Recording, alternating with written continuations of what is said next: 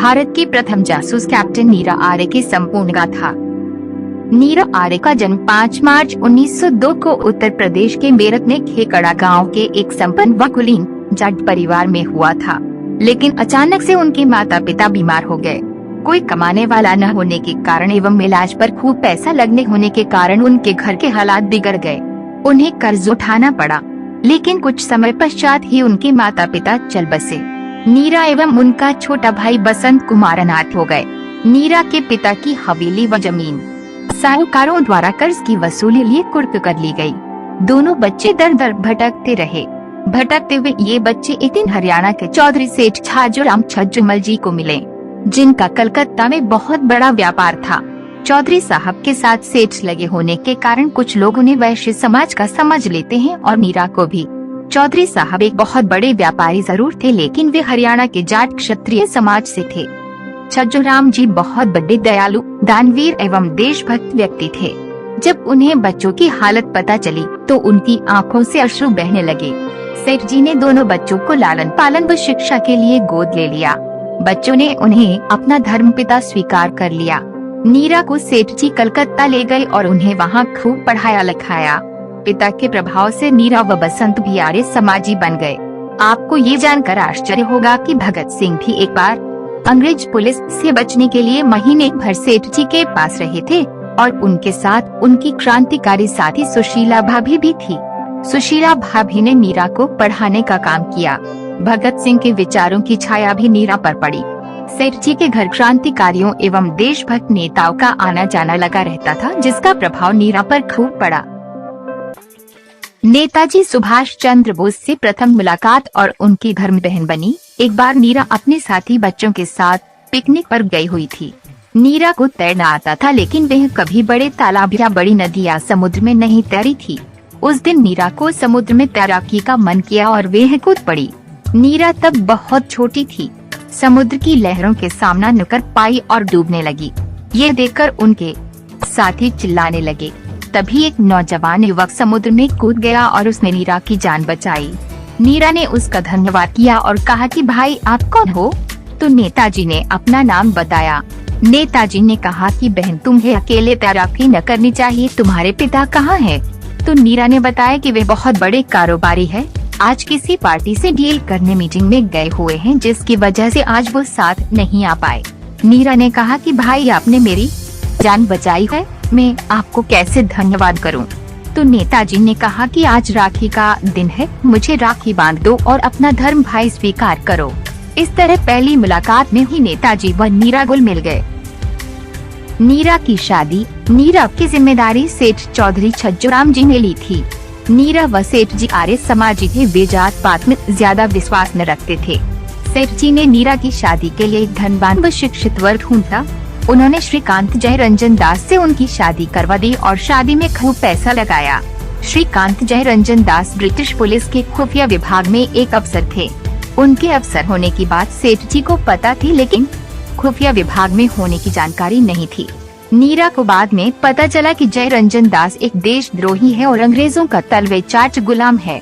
उसे अंग्रेजों ने पहले राजा महेंद्र प्रताप की जासूसी में लगा रखा था और अब सुभाष चंद्र बोस की जासूसी में लगा दिया था। नीरा ने अपने बंगाली अफसर पति से कहा कि देश के क्रांतिकारियों के विरुद्ध लड़ना छोड़ दे, पर उसने कहा कि इससे खूब पैसा मिलता है, हमारी आने वाली पीढ़ियां बिना कमाए ही खाएगी।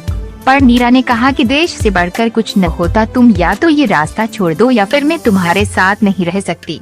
उसके अफसर पति ने कहा कि पैसा होगा तो पत्नियां और बहुत मिल जाएगी। नीरा को यह सुनकर बहुत गुस्सा आया और वह अपने पिता चौधरी सेठ छज्जूराम जी के घर लौट आई। आजाद हिंद फौज में भर्ती और देश की प्रथम महिला जासूस बनने का गौरव। नीरा के बहुत से रिश्तेदार व साथी आजाद हिंद फौज में शामिल हो रहे थे, तो नीरा ने भी सुना कि नेताजी ने झांसी रेजिमेंट बनाई है। यह सुनकर नीरा की खुशी का ठिकाना नहीं रहा। नीरा ने अपने मुंह बोले भाई राम सिंह को अपनी इच्छा बताई, जो स्वयं नेताजी को सेना में शामिल होने जा रहे थे। उसने भी हामी भर दी और उसके बाद नीरा नेताजी से मिली। नेताजी ने उन्हें झांसी रेजिमेंट में शामिल कर लिया। नेताजी ने उन्हें साथ में अंग्रेजों की जासूसी का कार्य दिया। नीरा व उनके साथी भेष बदलकर अंग्रेजों की छावनी में जाती व जासूसी करती थी। नेताजी के उन्हें विशेष आदेश था कि पकड़े जाने पर स्वयं को गोली मार लेना, अंग्रेजों के हाथ जीवित मत लगना। लेकिन एक बार ऐसी ही एक घटना घटी। अंग्रेजों को उनके बारे में पता चल गया। वहाँ से नीरा व उनके सब साथी भागने में कामयाब हो गए, लेकिन उनकी एक साथी जीवित ही अंग्रेजों के हाथ लग गई। बाद में नीरा व उनके साथियों ने उसे छुड़ाने के लिए अंग्रेज छावनी में घुसपैठ व हमला किया। उन्होंने अपने साथी को बचा लिया, लेकिन उनकी एक वीर साथी राजमणि देवी के पैर में गोली लग गई, जिससे वे जीवन भर के लिए लंगड़ी हो गई थी। इस तरह नीरा ने देश की प्रथम महिला जासूस होने का गौरव प्राप्त किया। नेताजी को बचाने के लिए अपने पति की हत्या कर नागिनी कहलाई। एक दिन नेताजी रात्रि के समय अपने ट्रंक में सोए हुए थे। नीरा व उनके साथियों की जिम्मेदारी रात्रि के पहरे की थी। नीरा ट्रंक के पीछे की ओर अपनी बंदूक लिए निडर खड़ी थी। तभी नीरा को कुछ आवाज सुनाई दी। वो एक साया नजर आया। नीरा ने गौर से देखा तो वह उसका पति श्रीकांत जयरंजन दास था, जो अंग्रेजों का जासूस अफसर था। वह नेताजी को मारकर 2 लाख का इनाम पाना चाहता था। नीरा ने उसे पहचान लिया और उससे कहा कि तुम यहाँ क्या कर रहे हो? तो उसने कहा कि मैं आज नेताजी को मार दूंगा और हम फिर इनाम पाकर खूब मजे करेंगे। लेकिन नीरा ने कहा कि नेताजी मेरे भाई है और इस देश के क्रांतिकारी है। नेताजी से गद्दारी मतलब देश से गद्दारी, और ये कुकर्म मैं कभी न होने दूंगी। बेहतर होगा कि तुम लौट जाओ, वरना मैं तुम्हें यहीं ढेर कर दूंगी। यह सुनकर श्रीकांत हंसने लगा कि तुम एक भारतीय नारी हो, अपने पति के साथ ऐसा नहीं कर सकती। लेकिन जैसे ही श्रीकांत सोए हुए नेताजी की ओर बढ़ने लगा तो नीरा ने उस पर अपनी बंदूक की नोक पर लगी संगीन छुरा उसके पेट में दे मारा। श्रीकांत को गुस्सा आया। उसने नीरा पर गोली चला दी, लेकिन नीरा किस्मत वाली थी। एक गोली उसके कान के पास से व दूसरी गोली गर्दन के नजदीक से छूकर गुजर गई। नीरा बेहोश हो गई। घायल श्रीकांत नीचे गिर गया। गोली की आवाज सुन के उनके साथी भागकर वहां आए और श्रीकांत को ढेर कर दिया। बेहोश नीरा को गोद में उठाकर स्वयं नेताजी गाड़ी में ले गए और डॉक्टर से कहा कि नीरा को किसी भी कीमत पर बचाओ, इस निडर सिपाही की देश को बहुत जरूरत है। नीरा को जब होश आया तो नेताजी ने कहा कि तुमने तो आज नागिनी बनकर मेरे लिए अपने पति की हत्या कर दी। तुम्हारी देशभक्ति पर मैं विभोर हूँ। देश की आजादी के बाद जब लाल किले पर शहीदों का नाम लिखा जाएगा तो तुम्हारा नाम सबसे ऊपर होगा। इसके बाद नीरा को नेताजी ने झांसी रेजिमेंट में कैप्टन बना दिया और नेताजी नीरा को प्यार से नागिनी ही खवे लग गए थे। नीरा ने आजाद हिंद फौज में अपनी वीरता का प्रदर्शन कई बार किया। अंडमान निकोबार असम आदि में आजाद हिंद फौज ने झंडे गाड़ दिए और अंग्रेजी शासन को हिला दिया। लेकिन बाद में जापान के सैनिकों ने धोखा दे दिया और दूसरी ओर अमेरिका ने जापान पर हमला कर दिया, जिससे फौज कमजोर पड़ गई। सब क्रांतिकारी सिपाहियों को पकड़ लिया गया और जेल में डालकर उन पर मुकदमा चलाया। लेकिन देश भर में विद्रोह के कारण लगभग सब फौजियों से केस वापस ले लिए गए। लेकिन नीरा को अंग्रेजों ने नहीं छोड़ा। उसे बंगाल जेल से अंडमान निकोबार की ओर ले गए और काला पानी की सजा दी। काला पानी की सजा के दौरान सेल्युलर जेल में नीरा ने अंग्रेजों की निर्दयनीय यातनाएं सही। नीरा को सेंट्रल जेल अंडमान में ले जाया गया। वहां नीरा को हर तरह की सजा दी गई। उसके साथ दुर्व्यवहार किया गया। उसे अंग्रेजों ने पूछा कि बताओ नेताजी कहाँ है, तो नीरा ने कहा कि वे विमान दुर्घटना में चल बसे। लेकिन उन्होंने कहा कि तुम झूठ बोल रही हो, नेताजी जिंदा है, बताओ कहाँ है। तो नीरा हंसने लगी और बोली हाँ वे जिंदा है। तो उन्होंने कहा कि कहाँ? तो नीरा ने कहा वे मेरे दिल में है। यह सुनकर ब्रिटिश अफसर को गुस्सा आ गया। उसने नीरा का आंचल फाड़ा और लोहार के पलाश से नीरा के स्तनों को नोचते हुए कहा कि हम सुभाष को तुम्हारे दिल से निकाल देंगे। पर नीरा की आंखों से आंसू बहे, लेकिन मुंह पर मुस्कान थी। अंग्रेज झल्लाकर चला गया। नीरा को एक अंधेरी बंद कोठरी में बंद किया गया। वहाँ पर ही नीरा को मलबा पेशाब करने पड़ता। दुर्गंध से कोठरी सड़ने लगी थी। नीरा को सबसे कठोर कार्य करवाए गए। नीरा को एक हाथ बांधकर ऊंचा तब तक लटकाया गया जब तक वह बेहोश न हो गई। पीने का पानी भी नीरा को कम और दूषित दिया जाता था। नीरा शाकाहारी व आर्य समाजी थी। अंग्रेजों ने उसे मुसलमानों के हाथ का पका हुआ सड़ा हुआ मांस जबरदस्ती खिलाया। अंग्रेजों ने नीरा को पानी में बार बार डुबोया। नीरा के नंगे बदन पर कोड़े मारे जाते थे। दुष्ट अंग्रेजों द्वारा उनके जिस्म के साथ भी जबरदस्ती खिलवाड़ किए गए। लेकिन नीरा ने हजारों यातनाओं के बाद भी कोई भी खुफिया जानकारी अंग्रेजों से साझा नहीं की। अंत में गुस्सा होकर अंग्रेजों ने नीरा को गोल चक्कर की एक चरखी पर चढ़ाया और घुमाया। इससे नीरा का पूरा बदन टूट गया। नीरा बेहोश हो गई। बेहोश नीरा को अंग्रेजों ने एक खतरनाक टापू पर ले जाकर फेंक दिया।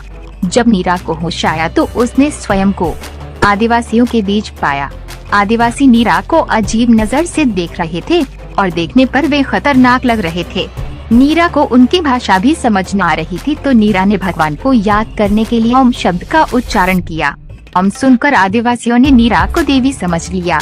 वे ओम का उच्चारण होम के रूप में कर रहे थे। नीरा ने भी समझ लिया है किसी भी भाषा व क्षेत्र के हो लेकिन है तो अपने ही लोग। कुछ दिनों में नीरा को उनकी भाषा समझ में आ गई। तब नीरा ने उन्हें अपनी आप बीती सुनाई। आदिवासी भी अंग्रेजों से चिढ़ते थे। उन्होंने नीरा को प्रणाम किया और नीरा को वहां से निकलने के लिए एक मजबूत नाव बनाकर दी व रास्ते में खाने के लिए सब इंतजाम नाव में किए। जैसे तैसे नीरा हैदराबाद पहुंची। तब तक देश आजाद हो चुका था। आजादी के बाद नीरा का असहाय जीवन। नीरा का शरीर दुर्बल हो चुका था। नीरा ने हैदराबाद में एक झोपड़ी बंजेले व फूल बेचकर गुजारा करने लगी। हैदराबाद में निजाम का राज था और इस्लामी कट्टरपंथ चरम पर था। नीरा माथे पर तिलक लगाती थी, जिसे देखकर जिहादियों ने उनकी पिटाई कर दी व उनके फूलों की टोकरी बिखेर दी। परंतु नीरा ने अपने माथे से तिलक नहीं हटाया। नीरा ने हैदराबाद की आजादी के लिए आर्य समाज का सत्याग्रह अपनी आँखों से देखा। नीरा बूढ़ी हो चुकी थी। वह इस दौरान एक बार अपने गांव भी आई, लेकिन किसी ने भी उसे नहीं पहचाना और किसी ने मदद न की। केवल उनके पास के गांव के एक क्रांतिकारी चौधरी करण सिंह तोमर ने ही उन्हें पहचाना और उनकी मदद करने की बात की और सरकार से उन्हें मदद दिलाने के लिए संघर्ष की बात की। लेकिन नीरा ने मना कर दिया और कहा कि उन्होंने ये संघर्ष किसी सरकारी मदद के लिए नहीं किया। कर्ण सिंह ने उन्हें यही रुकने की सलाह दी, लेकिन नीरा ने यह कहकर मना कर दिया है कि वे उन पर बोझ नहीं बनना चाहती। वो हैदराबाद लौट आई। एक दिन नीरा की सरकारी जमीन पर बनी झोपड़ी भी तोड़ दी गई। नीरा बिल्कुल बूढ़ी हो चुकी थी। एक दिन उन्हें तेज बुखार हुआ और वे बेहोश होकर गिर गई। तब एक वर्तमान के एक लेखक व हिंदी दैनिक वार्ता के पत्रकार तेजपाल सिंह धामा ने उन्हें देखा। ये वही लेखक है जिन्होंने एमएफ हुसैन द्वारा बनाई गई भारत माता की आपत्तिजनक फोटो पर उससे टक्कर ली थी। उन्होंने नीरा को अपनी पत्नी मधु धामा के साथ मिलकर अस्पताल में भर्ती करवाया। नीरा के दस्तावेज देखकर व आत्मकथा पर लिखे पन्ने देखकर अंदाजा लगा लिया है कि ये कोई मामूली औरत नहीं है। जब नीरा होश में आई तो धामा जी के कहने पर नीरा ने अपनी आधी अधूरी वीरता व संघर्षों से भरी कहानी धामा जी को बताई। नीरा की आप बीती सुनकर धामा जी भाव विभोर हो गए। कुछ समय बाद नीरा ने 26 जुलाई 1998 को अस्पताल में ही धामा जी के पास अंतिम सांस ली। धामा जी उनके शव को ले जाने के लिए गाड़ी लाने गए। इतने में अस्पताल में भीड़ की वजह से उन्होंने नीरा के शव को अस्पताल से बाहर कर दिया। धामा जी आए तब उनकी पत्नी नीरा के पार्थिव शव को गोद में लिए अस्पताल से बाहर खड़ी थी। धामा जी ने जैसे तैसे तिरंगे का प्रबंध किया और ससम्मान उनका अंतिम संस्कार किया। उनका अस्थि कलश, डायरी, पुराने फोटोज व अन्य सामान आज भी हैदराबाद के एक मंदिर में सुरक्षित रखे हुए हैं व स्मारक के लिए आज भी प्रतीक्षा कर रहे हैं। इस तरह देश की प्रथम महिला जासूस, आजाद हिंद फौज की महान क्रांतिकारी कैप्टन, नेताजी की धर्म बहन, चौधरी सेठ छज्जूराम की धर्मपुत्री, काला पानी की सजा भोगने वाली नीरा आर्य की संघर्ष भरी जिंदगी का अंत हो गया। ऐसी महान क्रांतिकारी को हम जीवित रहते तो कुछ न दे पाए, कम से कम अब उनकी मृत्यु के बाद तो हमें उनके नाम को फिर से जीवित करना चाहिए। उनकी वीर गाथा हर जनवरी तक पहुंचानी चाहिए। उनके लिए स्मारकों का निर्माण करना चाहिए ताकि आने वाली पीढ़ियों को प्रेरणा मिल सके।